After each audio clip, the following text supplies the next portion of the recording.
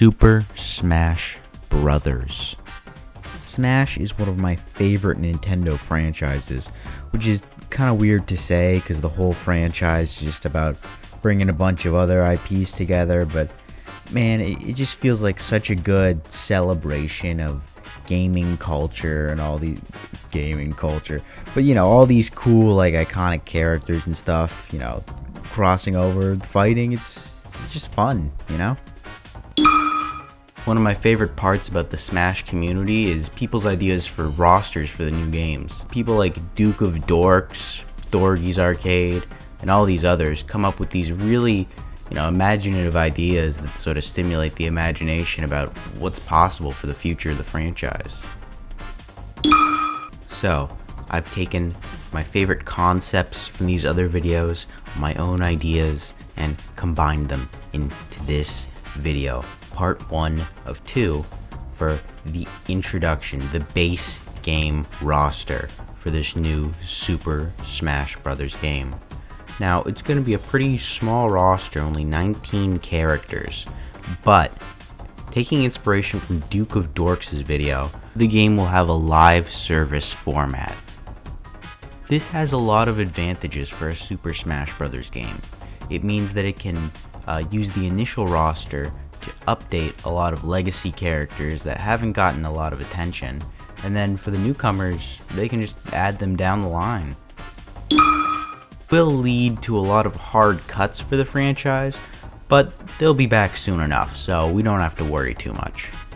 Like all Smash games, new mechanics are going to be introduced. The most prominent will be the half smash. A half smash can be triggered once your smash meter is halfway through completion. This won't be the one-hit knockout that most Final Smashes are. Instead, it'll usually be a gameplay shift, a very powerful move, or even a little mini-game with match-long buff as a reward. While playing in the Smash Ball mode, you'll still have a bar that fills up your half smash, but it'll just lose the risk-reward aspect of spending your final smash meter early that the typical meter mode has. Next, I'll be bringing back the custom move system from Smash 4. It was very underutilized, and I felt the unlock system really hurt it, and also a lot of the move variants were generic. They're going to be a bit more interesting this time around. Heading back to the roster, it's time to start unveiling characters. With a 3-in-1.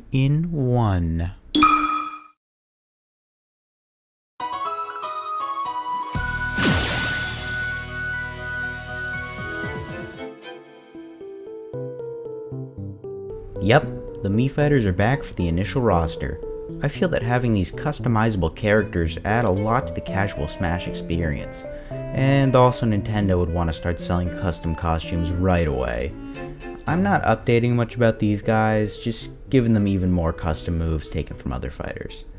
So let's go into these other fighters, shall we?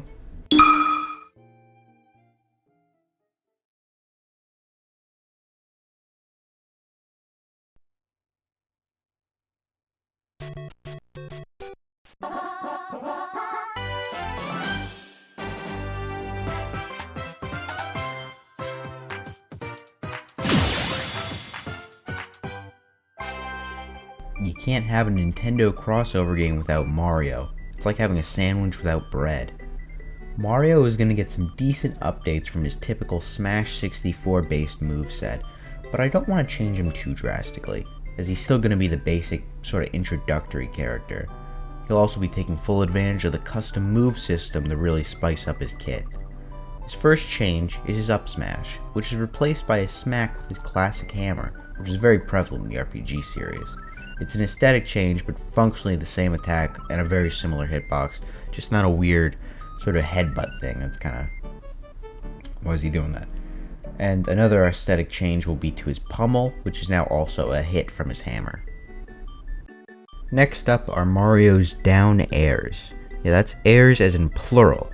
This time around, custom moves won't just statically apply to a character's specials. How many they have and what attack they're tied to can vary from character to character. The first down air is based on the classic Mario Tornado, but draws more inspiration from his spinning animation in World. He hits the opponents with the edges of his elbows. The second optional down air is inspired by this Smash forum post by poster Zap Branniglin.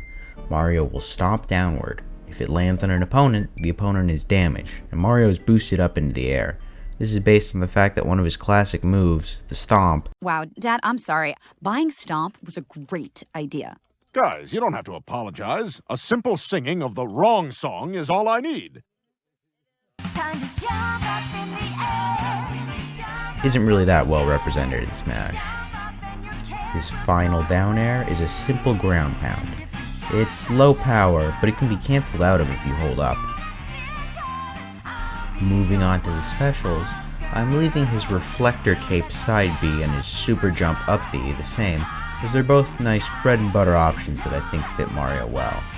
His neutral B will still be his classic fireballs impacted by gravity, but he's now got two possible alternatives.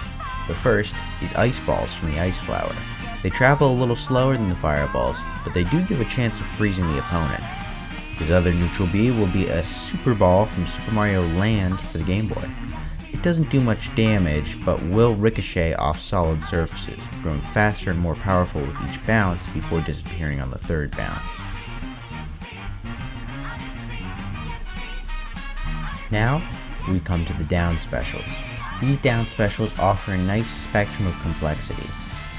We'll have a really simple one, a kinda more involved one, and one that almost changes his entire kit when he uses it. The simple one is a more powerful version of his neutral air ground pound. It can't be cancelled out of, but it deals a significantly higher percentage. The second is him taking off his cap, throwing it forward, and out comes Cappy. It will damage the opponent before it comes back to Mario, but if you keep holding the B button while Cappy is out, he'll stay spinning for a couple of seconds. If Mario walks into him, he'll be launched upwards just like in the game.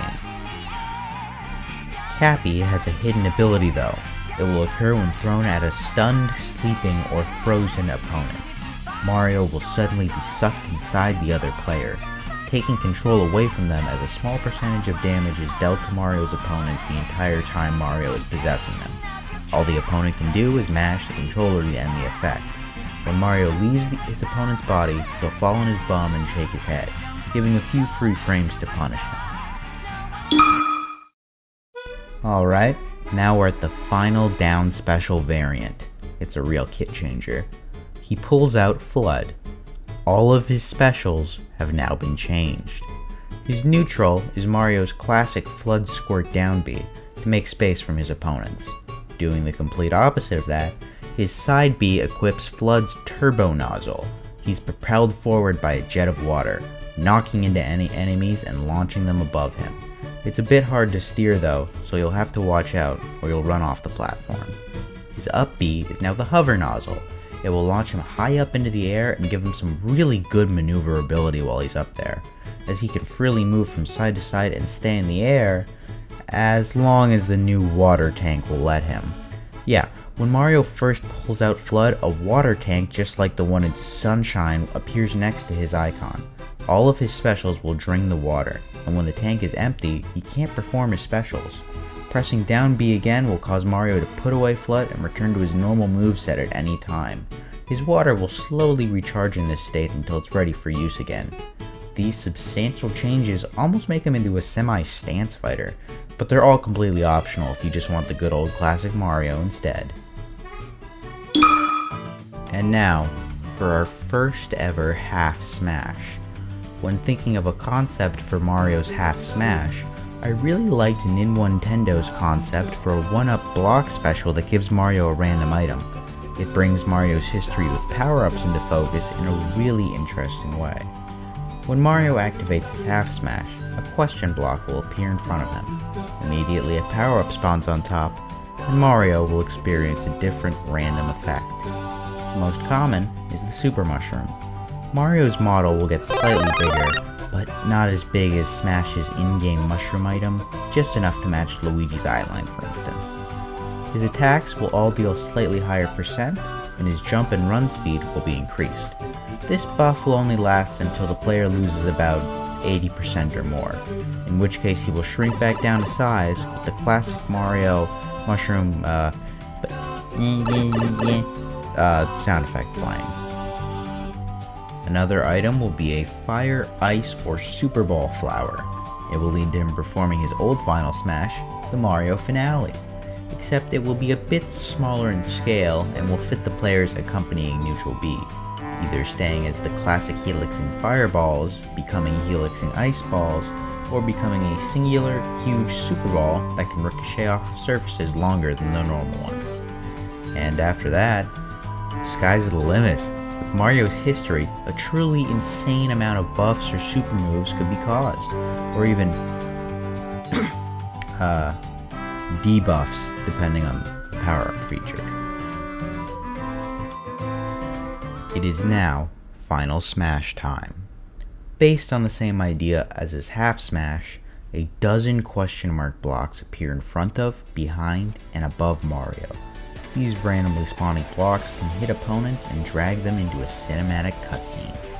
Mario will use double cherries to clone himself before unleashing an onslaught of fireballs, ice balls, super balls, boomerangs, shells, and more. Finally, the true Mario will stand up, grab a superstar, and just as it looks like he's about to run into the opponent, jumps up and stomps on them instead. It looks cool and does an average amount of damage in launching for a final smash. But Mario's an average kind of guy, except now he's not just fighting with headbutts and random kicks, he's got a more unique set of tools. On to the next challenger.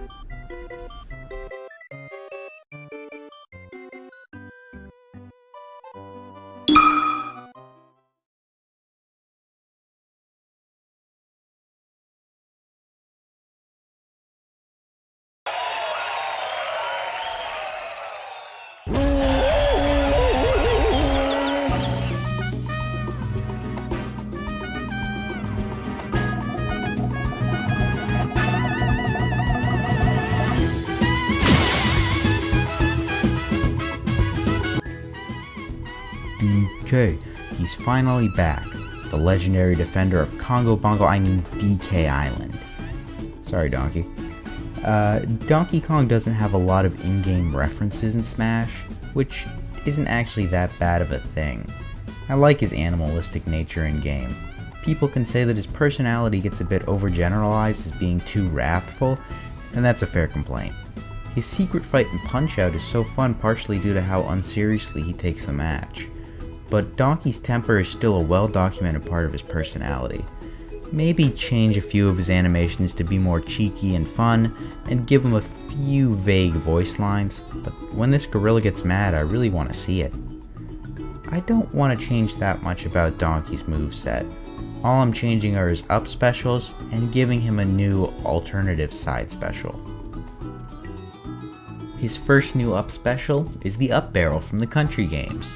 Use it while on the ground, and Donkey is stuffed in and shot out like a cannonball, straight up into the air, damaging anyone unfortunate enough to be in the radius. In midair though, the barrel will tilt back and forth, allowing for more precise aiming. The only problem is afterwards DK will fall like a lead brick, not being able to jump anywhere until hitting a solid surface again, so be careful with that barrel. For his other up special, I have an idea that I haven't seen suggested around before. Take a look at this official art from Ultimate. Yeah, we're making a vine swinging monkey. Press the button and Donkey does a short hop and reaches out to grab a hover vine from Donkey Kong 64. Donkey can swing on the vine or climb up it, giving him a lot of vertical and horizontal range at its peaks. The vine will slowly begin to float downwards, but it will only disappear once DK makes his leap, so the Kong has plenty of time to make his move.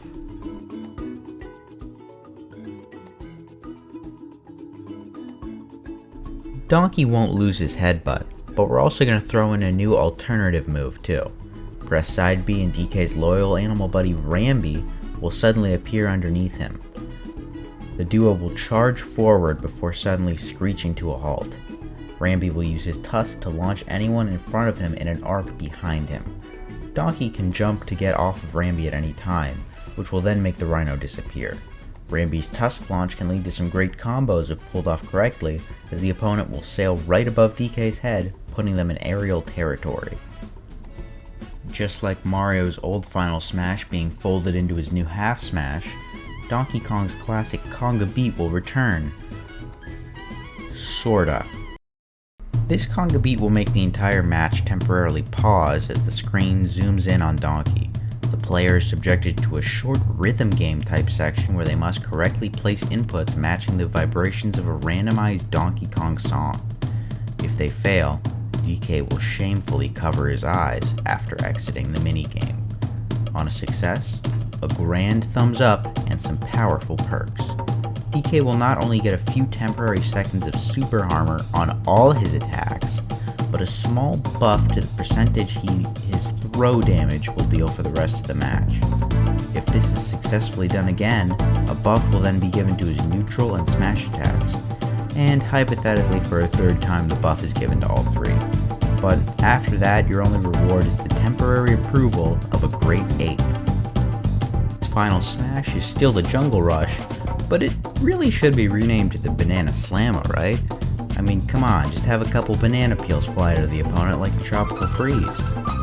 Donkey Kong now has many more references to his games, including the Country series, Jungle Beat, 64, and even King of Swing in the early series games if you count the Vine and are feeling charitable.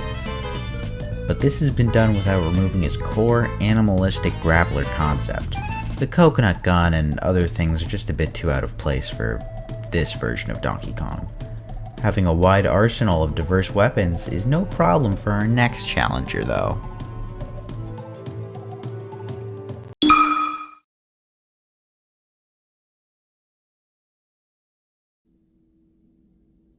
Open your eyes.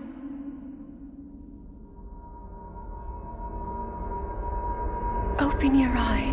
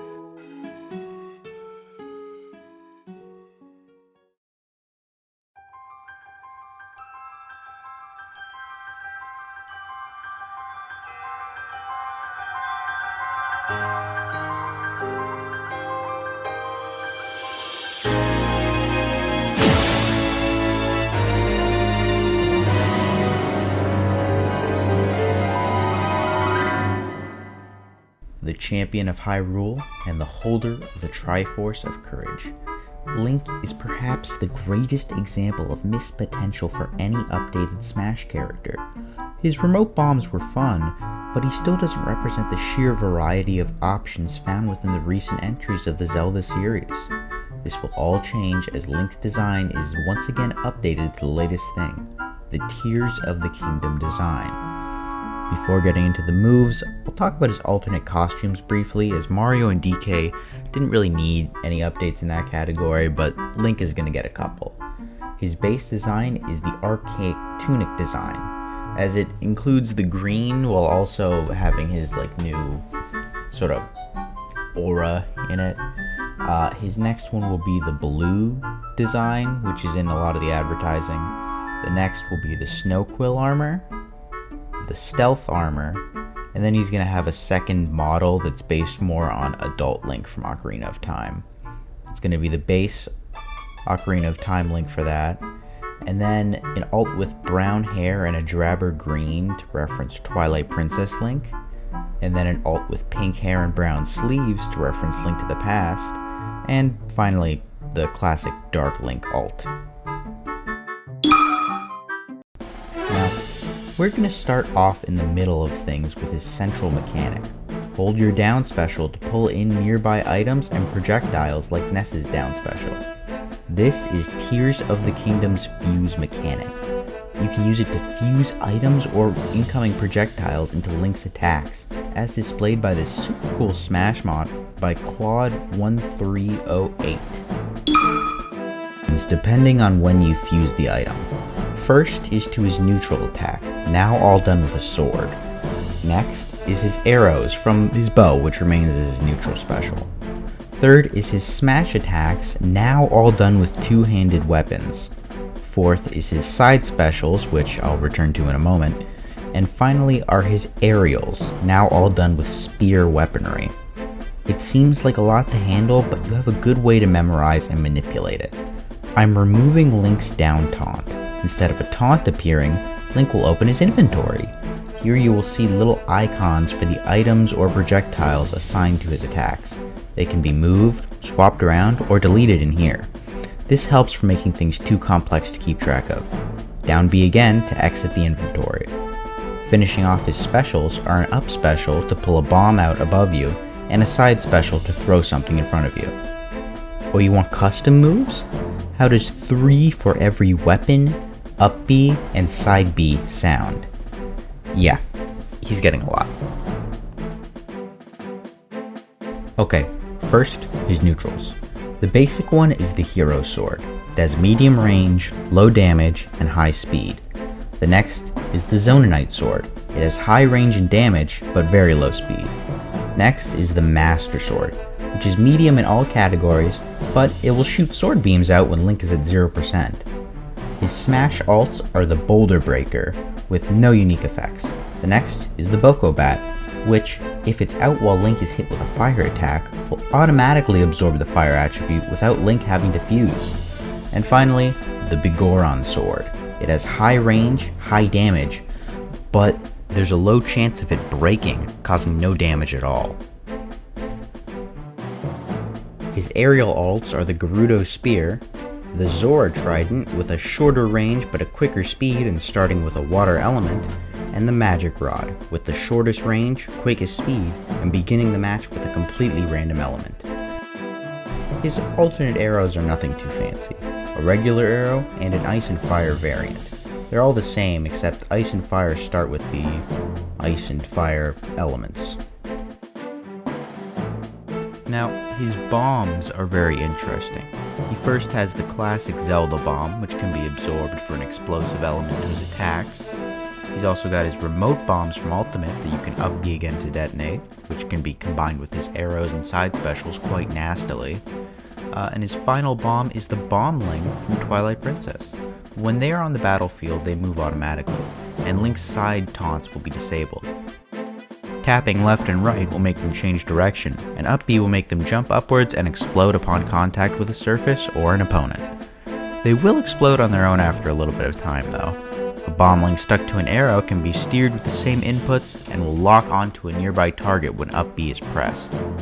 Now, his side specials. Marking a glorious return is the Gale Boomerang from, the Wii U game. It can pull in items or players caught in the tornado. The alts are the Beetle from Skyward Sword. This one is nowhere near as powerful as the original Smash item, which is no longer in the game. Here, it will only drag foes a short distance away while damaging them. If it first encounters an item, it will swoop down and pick that up for you. The final side special is another Twilight Princess reference, the Spinner. Link will spawn on top of it if no element is given to it. It will charge forward or along the ground, bumping into any walls and changing direction. Both Link and the other players can stand on top of it, for fun. But if it hits head first into an enemy, it will, damage it.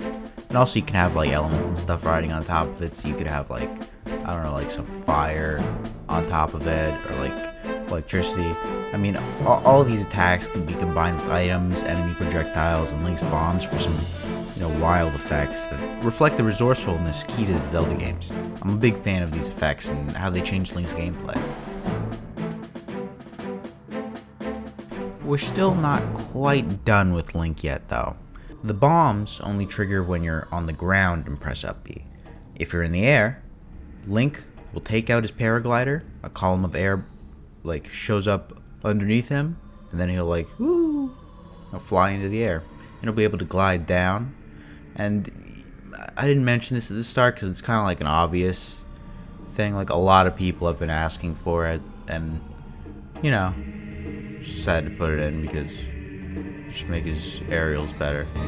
You know, there we go. For his half smash, he gets his Sage abilities from Tears of the Kingdom.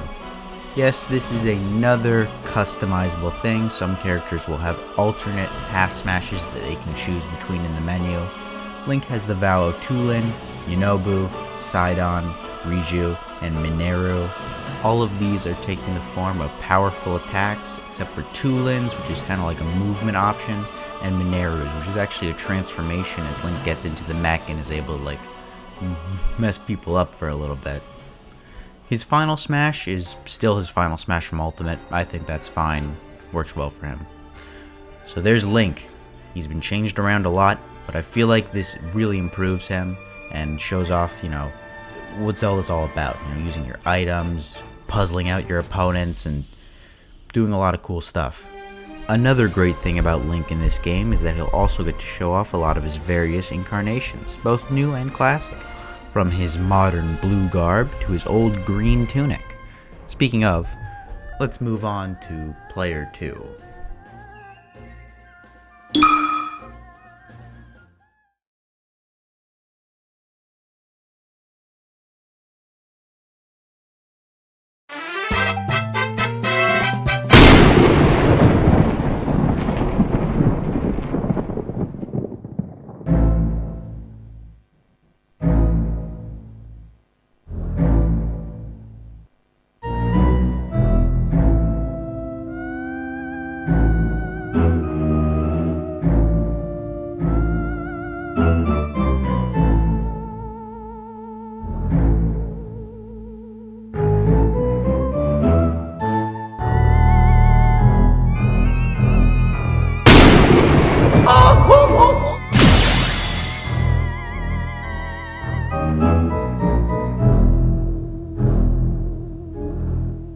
Luigi has always had a hard time standing apart from his brother, which I suppose is very appropriate for his brand.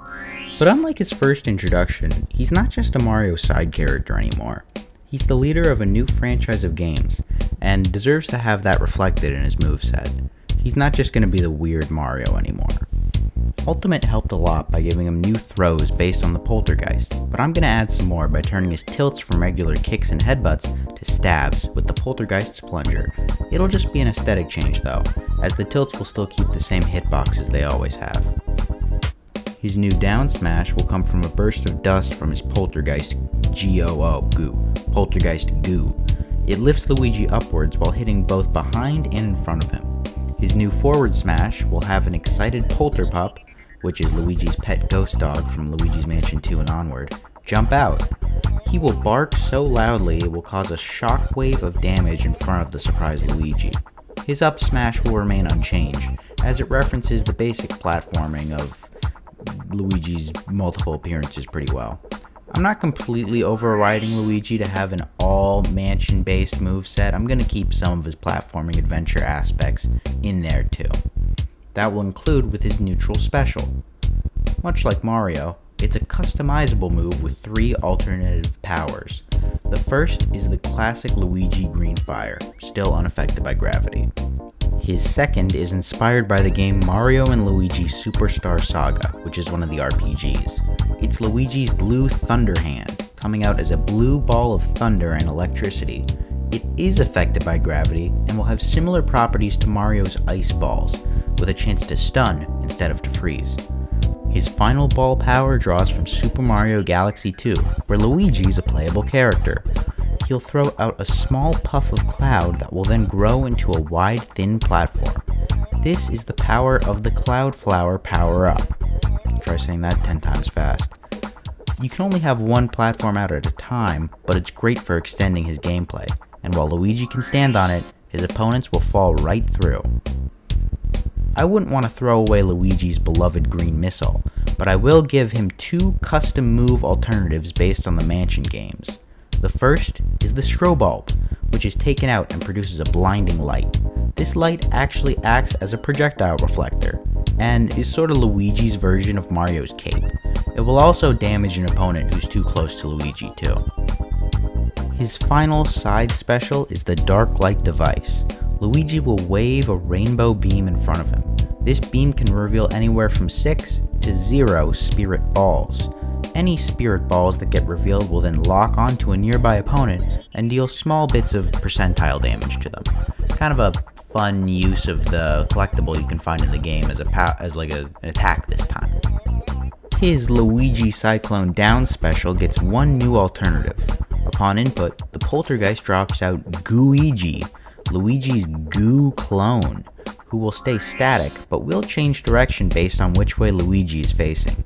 Gooigi will mimic all of Luigi's attacks, including shooting balls of goo, electric goo, or making a goo platform in front of him. This can be used for setting up all kinds of nasty traps on the opponent, but it's optional if the player would prefer a less mind game inducing, kinder Luigi. Luigi's half smash is called Luigi's Boo Hunt. When activated, it will trigger an event where a boo will escape from Luigi's poltergeist goo and will begin haunting the stage. The boo will phase in and out around the stage as it taunts Luigi and attacks any opponents it spawns near. If Luigi can grab it and perform a throw on it 3 times, it will get sucked up into the poltergeist. Luigi does a celebratory, "Oh yeah," to the audience. Luigi will then receive a match-long buff to all his stats and his throws. The Boo Hunt can only be done once, and afterwards it's not available as an option to trigger. His final smash is unchanged, still being the poltergeist sucking up and spitting out the opponents wildly. It just fits. There you have it, a truly transformed Luigi. I'm even going to give him his own logo. There. That's Luigi's Mansion franchise logo. He's now able to stand with the other Mario spin-off franchise characters. Which brings me to... Bye-bye.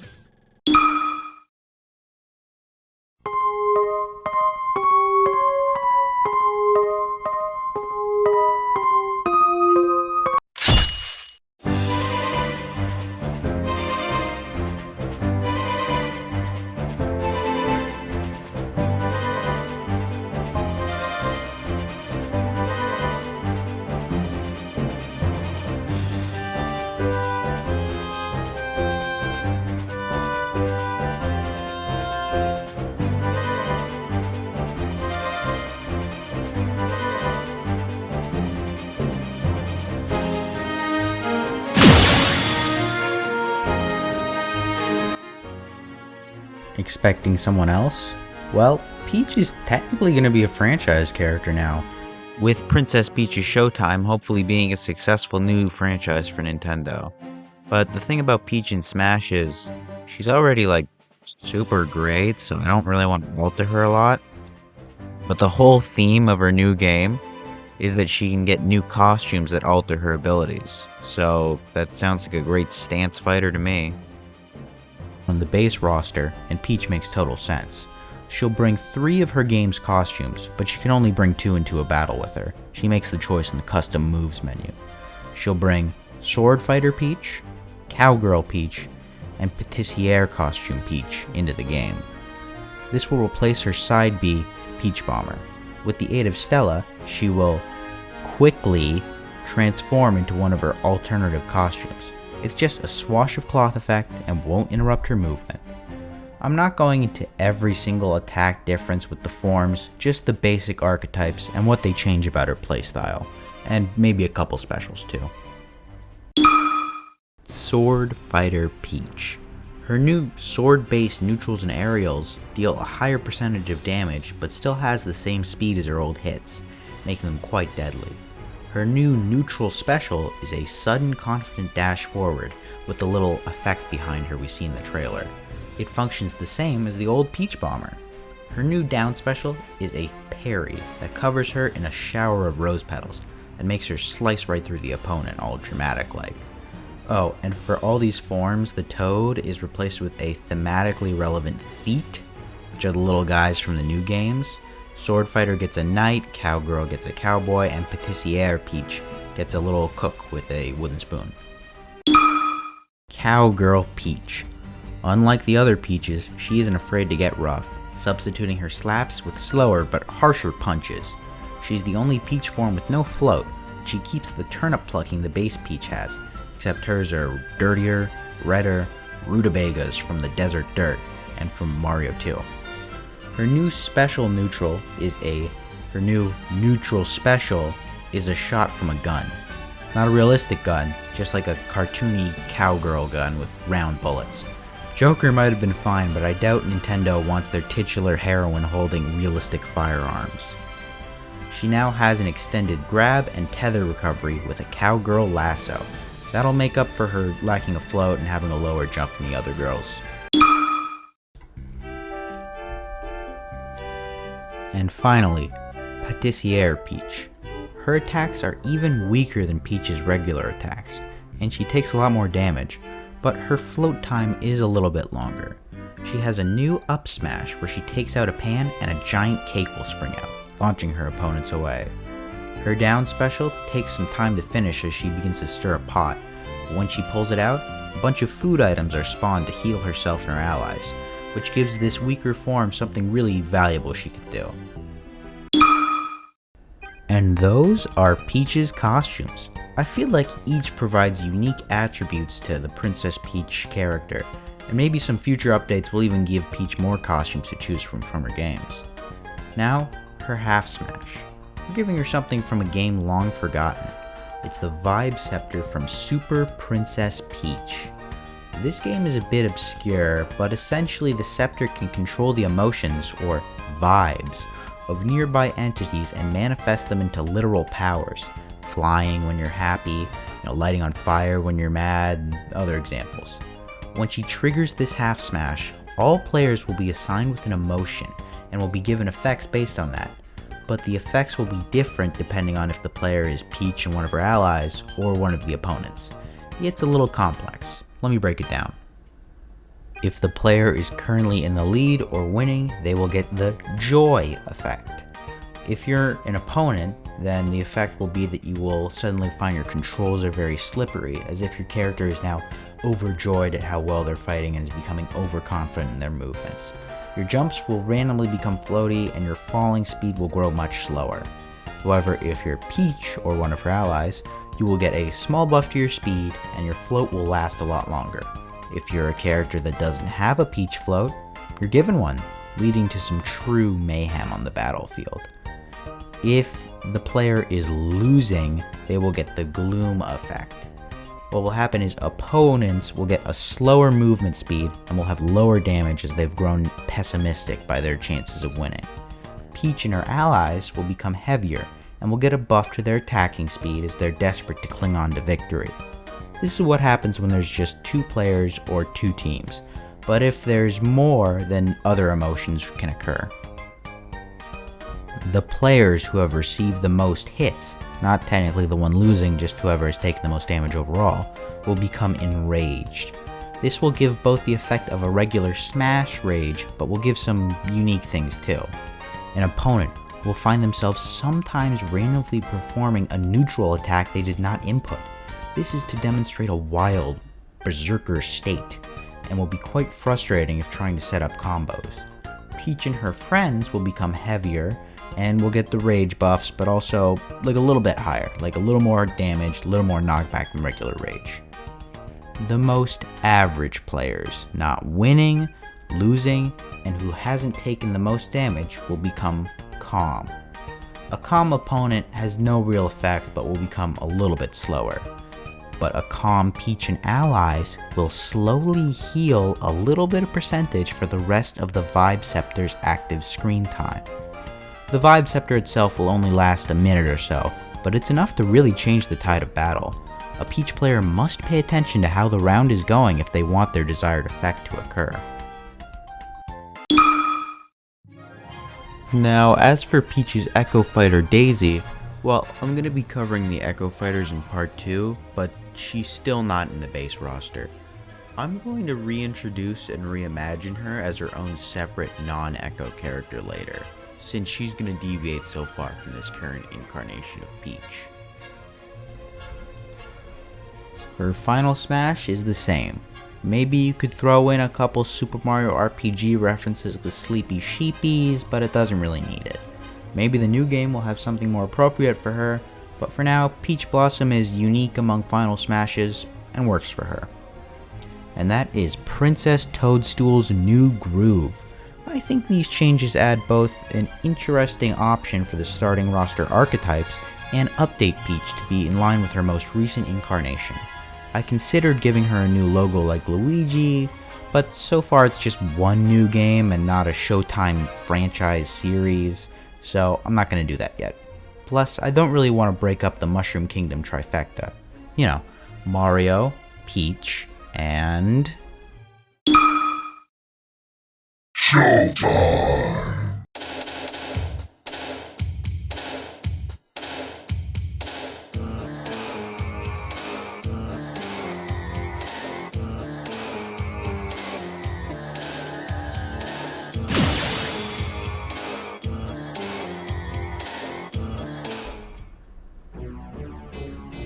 Oh, Bowser.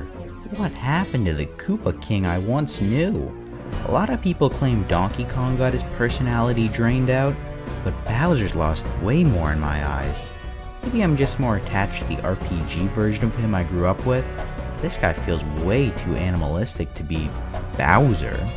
I want to fix that, and make his grouchiness the brash, boastful Koopa creep he always was. Alongside that, I'm going to make him King Bowser again. King. I'm bringing back his subjects. Yeah, Bowser is going to be both this game's second heavy and its summoner. We're taking out his side special, the Flying Slam.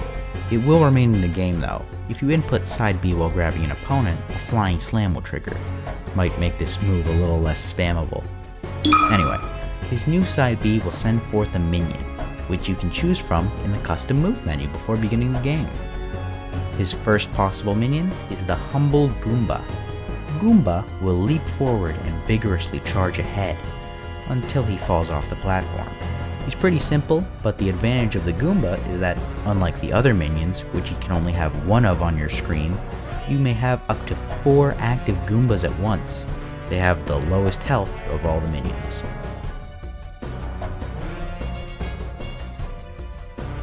Second, the Green Koopa Troopa. Immediately upon spawning, the Koopa engages in a slow flurry of punches. He will then walk back and forward on his platform, which is not always accurate, but the green shell is more recognizable. And he will punch any opponents in his way. When they are at half health, they recede into their shells, which then becomes an item. It can be picked up and thrown, which will damage opponents, or it can be used against Bowser. If the shell goes untouched, the Koopa will eventually wake up. Third is the red-shelled Para-Koopa. He will fly up and down in the fixed location where Bowser called for him. When an opponent approaches, the Para-Koopa dives towards their location. He will then knock them back before flying off screen. Easy to summon again. Final is the Chain Chomp, the Hammer Bro, the Lakitu, and the Thwomp. These are all the same as their original assist trophies, but they're just part of Bowser's moveset now.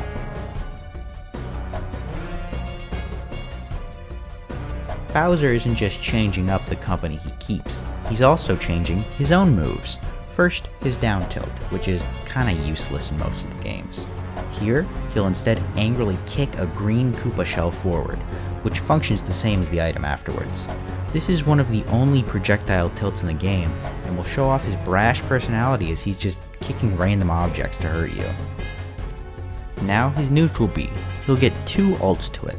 The first is Bowser Cannon. He'll take out a massive blaster that looks like a cross between his rabid Spark of Hope weapon and a Bill Blaster, and he'll shoot forward a quick bullet bill. Gives him a nice projectile, because the fire's not really a projectile, it doesn't go that far. Bullet bill, across the stage. His third ult will be a second optional minion slot for when you want all the underlings you can get.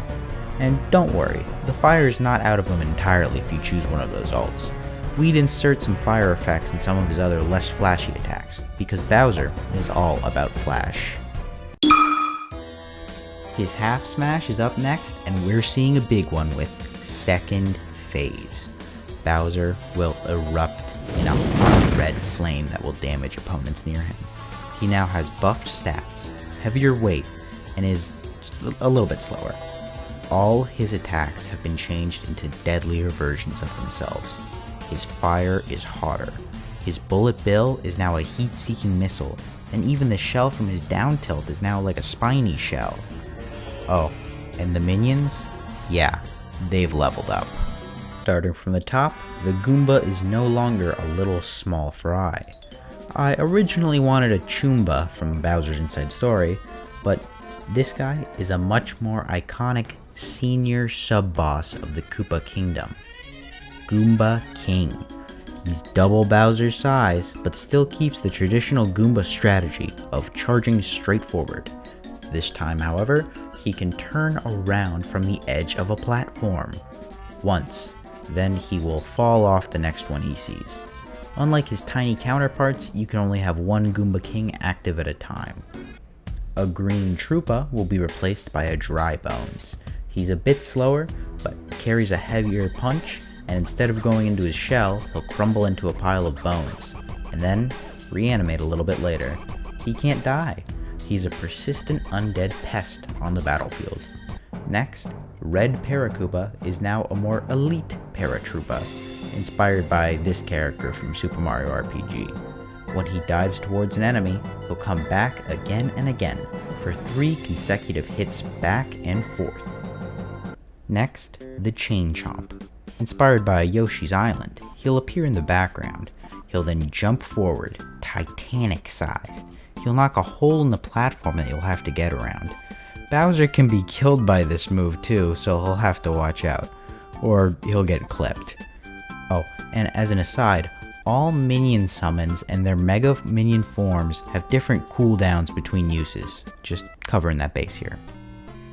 Hammer Bro will supersize to a Sledge Bro, functionally the same, but now with an earthquake ground pound that can bury an opponent that's too close.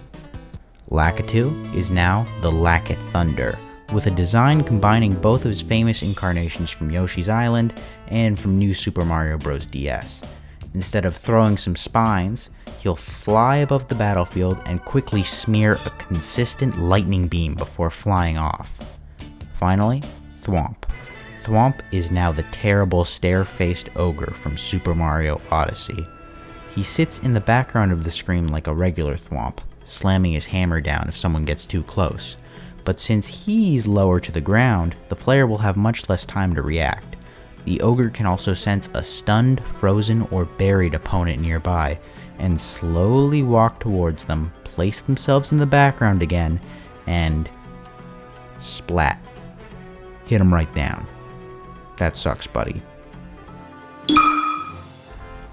Bowser is truly undefeatable in this new form, until he gets knocked out.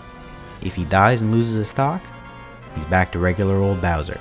This is just a second phase of a boss fight. It's not permanent, and when Bowser dies, he loses all the buffs, all the cool character stuff, and has yet another one of his schemes for conquest thwarted. Bowser has been reinvented into a playable boss. He has powerful moves, but he's exploitable if you know his weak spots. He's been changed from a generic Godzilla clone into his slimefulness himself. Oh, and the final smash is the same. It aids the whole boss fight theme we're going with, and it just looks cool. So, that is the roster so far. It's a little Mario heavy, but this video did come out on Mario Day. Famous, but life got in the way. Don't you know I'm nothing without you? Oh, never mind. Well, this next character is our first newcomer, and she's also a third-party character. We're not going to have a lot of these, early on, so this is a big thing. It's someone who also surprisingly fits with the Nintendo game sort of brand theme, and Nintendo's worked with their parent company before on other fighters, and I think they have a good enough relationship to realistically get them in the base game. Without further ado, this is... Cheers, love! The cavalry's here!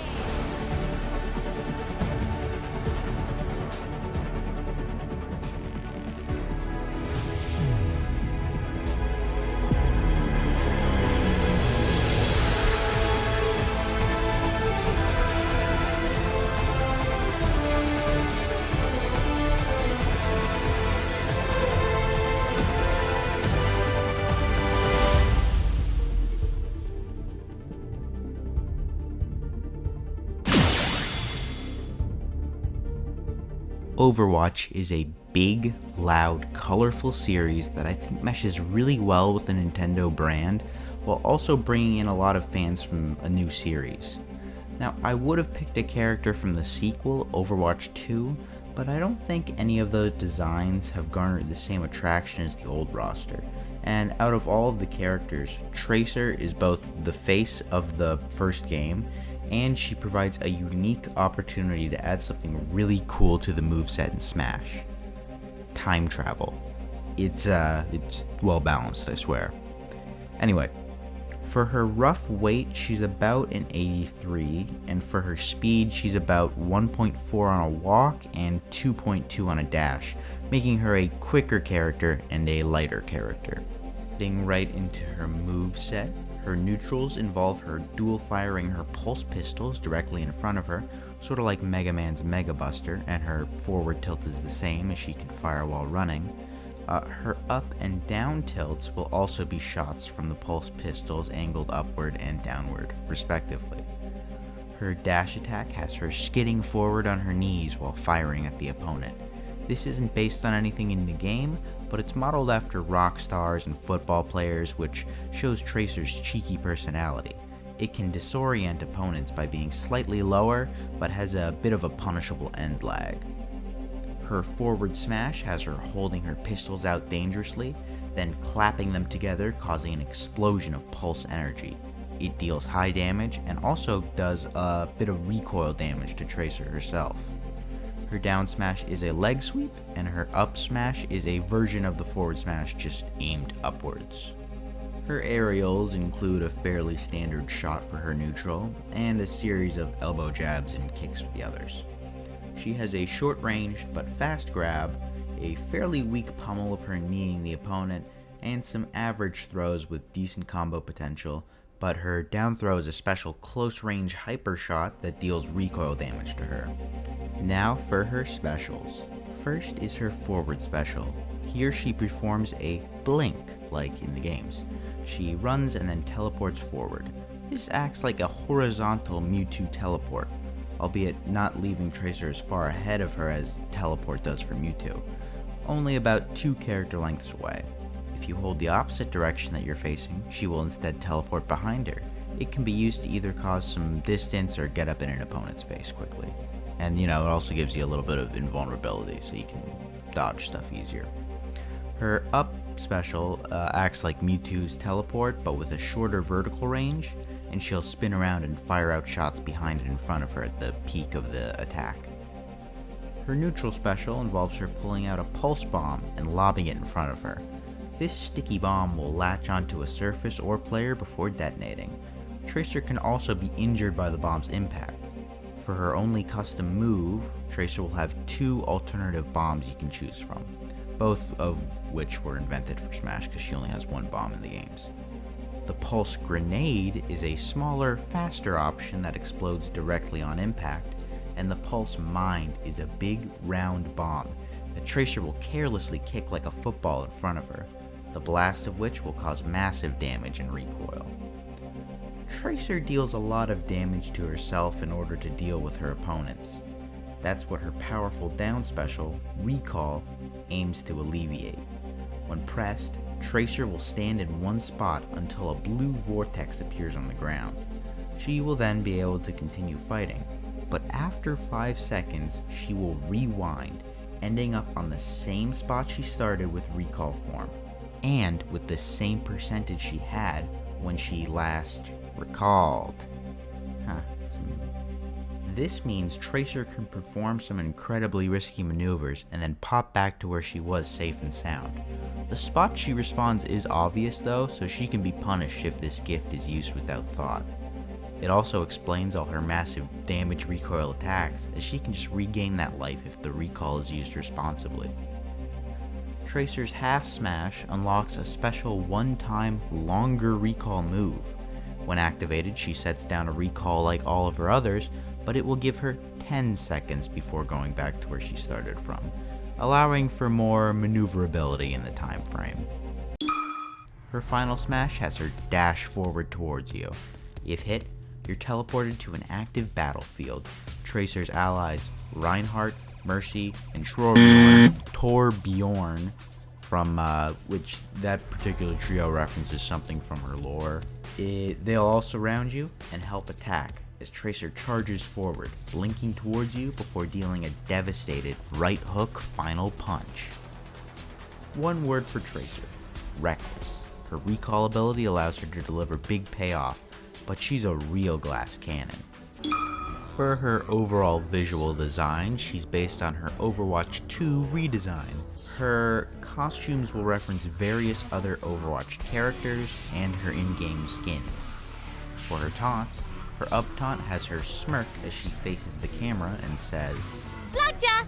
Her side taunt will have her spinning her pistols around as she says, In tip-top shape!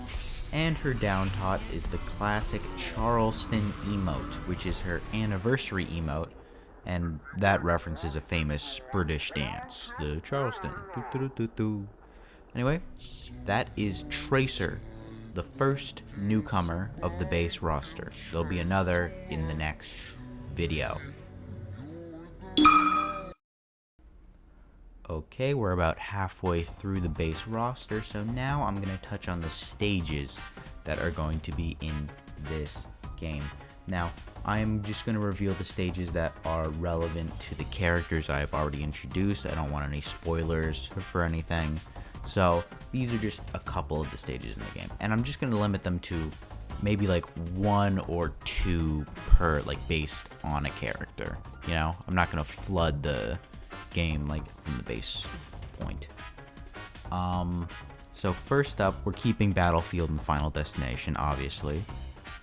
For Mario, due to Mario's sort of like status as a big character, I'm giving him 3 stages, 2 old ones. He has Peach's Castle, and he has New Donk City, and he's getting a new stage, Wonderland, which is based on Super Mario Wonder, a new game that just came out.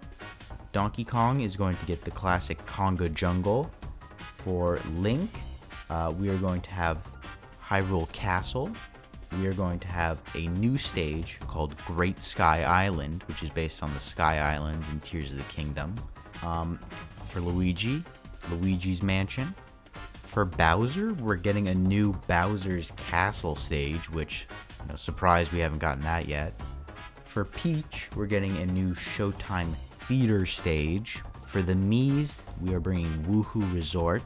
And for Tracer, I considered giving her that British city stage. Don't really remember the name, but I decided to just go with a classic, safe choice. She's getting Watchpoint Gibraltar as her stage. So it'll be like in the streets and stuff, and maybe they'll have like a waypoint, like one of those objectives, like run by as like a hazard. Oh, and for hazards, when you turn off hazards, it'll turn off hazards. There's none of this stupid Isle Delfino shit where it's still like moving around, you know? Yeah, like what's that about? Anyway, that is the end of part 1 of this hopefully long-lasting series. I'm going to be covering this game and then some of the live service DLCs afterwards. Not sure how far I'll go with that, but thank you for watching the video. Please like and subscribe. And now I'm going to show off all of the lovely artists that helped with this video, with the commissions and stuff. I commissioned this because I thought I was getting this out March 10th. That didn't happen. Yeah, here you go. Stay until the end for a surprise.